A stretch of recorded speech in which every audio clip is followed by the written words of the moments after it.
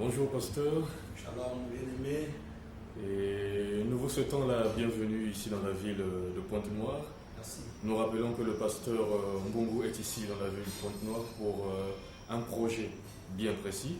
On aimerait que le pasteur Mbongo lui-même puisse nous parler de sa venue ici dans la ville de Pointe-Noire, qu'il nous relate un peu quel est réellement son objectif ici venant dans cette ville de Pointe-Noire. Merci. Nous saluons le peuple de Dieu qui peut nous suivre à travers cette opportunité que nous avons de nous exprimer depuis Pointe-Noire et à partir du plateau de l'étendard du Midi. Et nous saluons nos bien-aimés qui agissent autour du pasteur King, un homme que nous aimons fort bien, notre frère pasteur King, tout ce qu'il est en train de faire dans la ville de Pointe-Noire et au-delà, parce que c'est un nom qui résonne au-delà de nos frontières, notamment à partir des ondes. Et nous sommes ici en réalité pour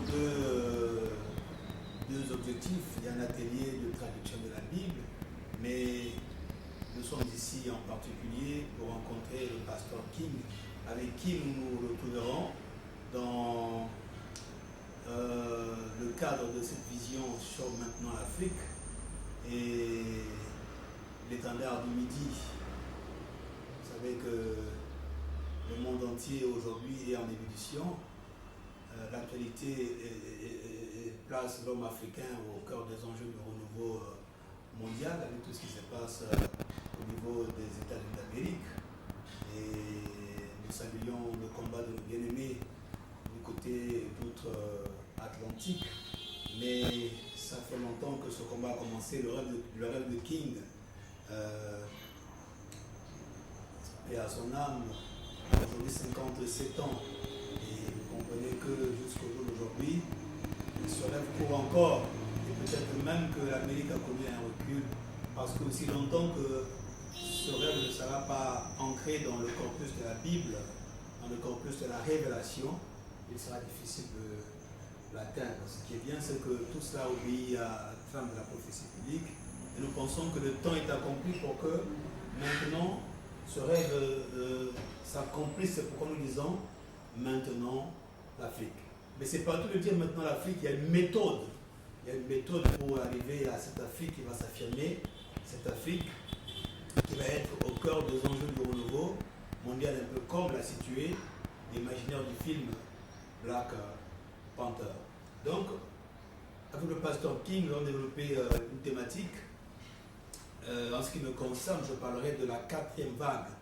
Comment le réveil de la quatrième vague va amener l'Église vue d'Afrique à incarner le renouveau spirituel mondial, mais alors tel que le monde ne l'a jamais connu, parce que le monde va vivre le réveil spirituel. Ça, le vent le plus puissant de l'histoire de l'Église qui va se propulser à partir du continent africain. Donc le renouveau africain, ce n'est pas quelque chose de simplement linéaire, ce n'est pas une vue de l'esprit, c'est aussi profond que cela, parce que de la même manière que Israël, Jérusalem a commencé avec le premier âge de l'Église, la Pentecôte, de la même manière, la terre africaine va héberger le dernier souffle qu'on appelle le vent du sud ou le vent du midi, l'étendard du midi. Le pasteur King a trouvé le terme, et ce sera la plus puissante portion que l'Éternel a gardée en réserve, parce que le Christ a eu des mots pour nous le dire à travers ses enseignements. Les jours de la dernière heure, le vin au noces de Cana, le bon vin qu'on a servi à la fin, c'était déjà des signes qui annonçaient qu'à la fin, il y a des bonnes choses qui allaient arriver. Et heureusement pour nous, ces bonnes choses nous concernent. Aussi vrai que Simon de Cyrène, qui a été le deuxième acteur, a été celui qui a porté cette croix pour accomplir la dernière tâche, la dernière commission. Eh bien, la dernière commission ou la commission du Sud est celle qui va couronner la marche du salut avant l'enlèvement de l'Église. Et c'est ce message poignant que nous avons apporté à partir de Pointe-Noire aux côtés du pasteur King, et nous sommes heureux de le faire aux côtés de ce grand homme de Dieu. Alors, Pasteur Mbongo, croyez-vous, avec la position actuelle de l'Afrique, la position géopolitique, la position géographique de l'Afrique, croyez-vous que l'Afrique ou encore les Africains, dans l'ensemble, comme vous l'aviez dit, ceux qui sont sur le continent africain et même de la diaspora, auront la capacité de relever ce défi prophétique? J'allais dire, oui, je le crois, et puis c'est fini. Parce que, en fait, je peux répondre en 3 mots, en 3 ou 4 mots. Oui, je le crois. Mais c'est pour les autres qu'il faut prendre un peu de temps pour l'expliquer. En ce qui me concerne, il n'y a pas de doute. Ce matin, dans ma méditation, j'ai survolé pas mal de versets, et notamment le chapitre 18 du livre d'Ésaïe, qui nous place, pour coller à votre terminologie, dans le contexte géo-africain, parce qu'on est au-delà des fleuves de l'Éthiopie. Mais qu'est-ce qui se passe? Il y a un étendard qui se dresse sur les montagnes, et on invite le monde à regarder l'étendard qui se dresse sur les montagnes. Qu'est-ce qui se passe? Il y a une tempête qui retentit. Il y a une tempête qui retentit. Et on invite le monde à écouter la tempête qui retentit. Et c'est pourquoi quand on a écouté, quand on a vu, on devient témoin. Rien de plus pour que, évidemment, le monde aille dire ce qu'ils auront vu et ce qu'ils auront entendu. Vous allez bien se le dire, c'est une prophétie. Donc, quelque chose qui est sorti de la bouche de Dieu. Or, ce Dieu n'est pas un homme pour se tromper. S'il a situé ses enjeux dans le contexte géo-africain, j'ai aimé votre terminologie, c'est bien parce qu'il sait que ça va se passer là. La fin des temps va se jouer dans ce périmètre géographique. Et donc, ceux qui auront des yeux verront l'étendard se dresser. On ne pourra pas dire autrement que ce que l'on a vu. Ceux qui auront des oreilles pourront entendre ce qui va être dit, ce qui va être proclamé par la trompette qui va résonner. Et donc, ce n'est pas un effort que moi je veux faire. En tant que Serge Mbongo, je suis heureux d'être compté parmi les canaux que le Créateur va utiliser pour la réalisation de ces dessins.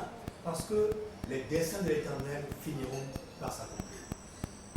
Merci, Pasteur Serge Mbongo. C'est moi qui vous remercie. Mais il y a encore un autre point que nous aimerions aussi évoquer tout à l'heure. Et nous remercions aussi les frères, les téléspectateurs qui vont suivre cette vidéo. On aimerait aussi préciser que le pasteur Serge Mbongo n'est pas simplement un pasteur, c'est aussi un visionnaire, mais aussi un grand écrivain. Il a écrit, dans sa vie baissière, l'un des livres que nombreuses personnes maîtrisent bien, Maintenant l'Afrique. Et la question, c'est celle de savoir, pourquoi maintenant l'Afrique, pasteur Serge Mbongo? Mais vous savez, c'est l'apôtre Paul et puis l'Ecclésiaste qui nous aide à comprendre le mystère du temps. Parce que c'est aussi un des tourments de l'homme africain. La question du temps nous pose problème. On ne sait pas comment gérer le temps. Parce qu'en réalité, le temps peut expliquer pourquoi on est les premiers, pourquoi on est les derniers. Le temps détermine l'action. Vous aurez pu dire maintenant la Chine, ou maintenant l'Europe, ou maintenant l'Occident, mais pourquoi seulement maintenant l'Afrique? Oui, mais c'est ce que j'ai dit, parce que le temps détermine l'action. Quand il est midi, on pense à manger. Quand il fait soir, on pense à se coucher. Parce que le temps détermine celui qui gouverne. Alors, si c'est midi, c'est le soleil qui gouverne. Si c'est la nuit, c'est la lune qui préside. C'est comme ça que fonctionne la création. Et ceux qui ont les yeux pour voir savent que nous sommes arrivés à l'âge d'or de l'homme noir. C'est pourquoi la Chine ne peut pas gouverner maintenant. La Chine doit gouverner avec quel précepte? Avec l'économie. Et une économie qu'ils ont construite à partir des intelligences des autres. Ils ont pris un peu chez les Américains, un peu chez les Européens, ils ont compilé et ils ont aujourd'hui la maîtrise de la science. Quand l'Africain viendra à avoir la maîtrise de la science, ça sera par le renouvellement de l'intelligence. Et la science, comme l'a un peu annoncé d'avance le film Black Panther, qui sera produite par l'Afrique, c'est une science qui n'aura jamais été expérimentée nulle part ailleurs. Nous allons voir des avions qui vont décoller comme des hélicoptères, descendre comme des hélicoptères. Ça ne va pas être l'affaire de 3G ou 4G. Peut-être ça sera du 30 ou 50G, Parce que ce sont des choses qu'on n'aura jamais vues dans le monde. Et c'est cette science-là qui est en train d'arriver. Comprenez que quand cela va arriver, ça sera avec l'intelligence de Yahvé, l'intelligence qui sera produite par le roulement de l'esprit avec cette quatrième vague qui est en train d'arriver.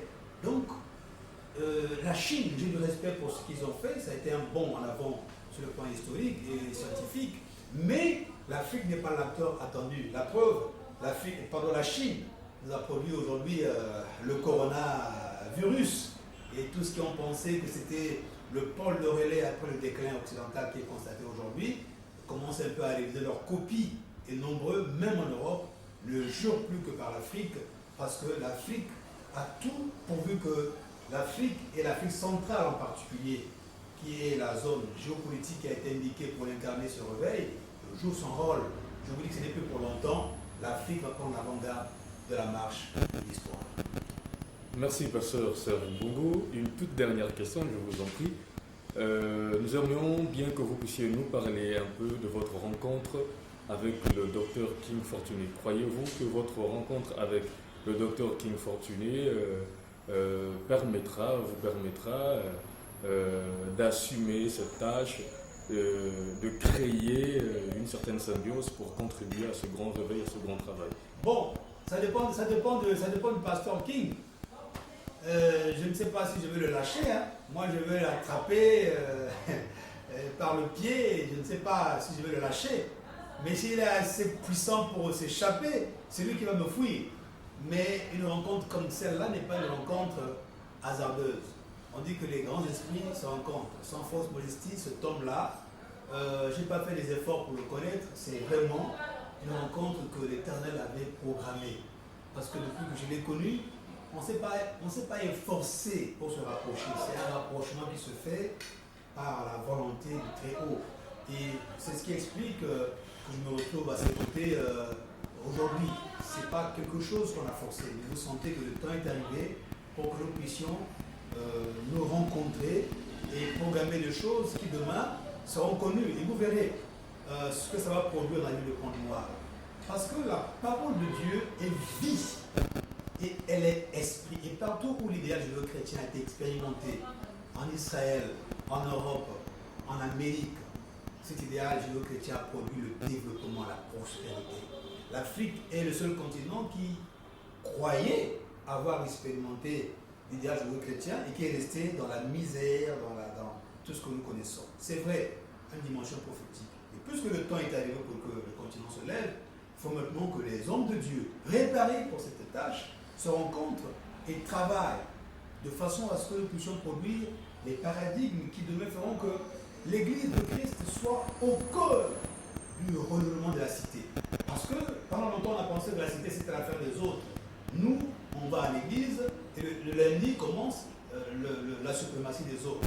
Mais le travail qui va être fait avec le pasteur King va commencer modestement, c'est vrai, avec le Pointe-Noire, mais nous arriverons à Brazzaville, nous arriverons à Kinshasa, à Libreville, et c'est tout le continent qui va prendre, parce que ce sont les choses que Dieu avait programmées, ce ne sont pas les choses que le pasteur King fera avec sa force humaine, ou le pasteur Mbourak sa force humaine, mais ce sont des enjeux que Dieu avait programmés à l'avance. Nous ne sommes que des acteurs, des ouvriers qu'il va utiliser pour l'accomplissement de ses desseins, et c'est ça notre force, parce que nous appuyons sur ce que l'Éternel avait programmé, et sa main aidant, nous croyons modestement que nous pourrons faire des avancées aussi bien pour la ville de Pointe-Noire, vous remarquerez cela dans les années qui vont suivre, que pour le Congo et pour tout le continent en général. Merci, pasteur Serge Mbongo. Nous avons été très heureux de vous recevoir sur ce plateau, j'allais dire, dès le standard du midi. Et nous vous souhaitons les bienvenus dans la ville de Pointe-Noire et une très bonne réussite pour le programme déjà tracé. Merci beaucoup et que Dieu vous bénisse. Merci, je vous bénisse autant.